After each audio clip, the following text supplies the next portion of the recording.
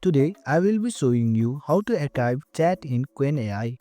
At first, you have to be on the home screen of your mobile phone and you have to select your desired web browser. I'm using Google for it. Tap on it. In the search bar of Google, you have to type in Qwen Ai and select the Qwen Ai. And don't forget to log in.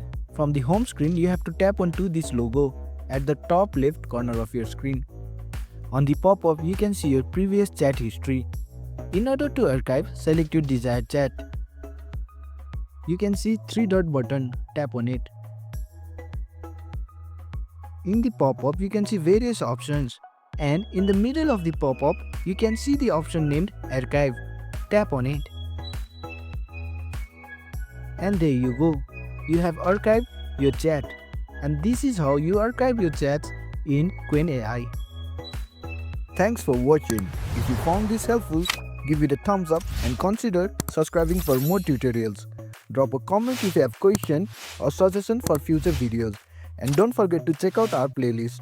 See you in the next one.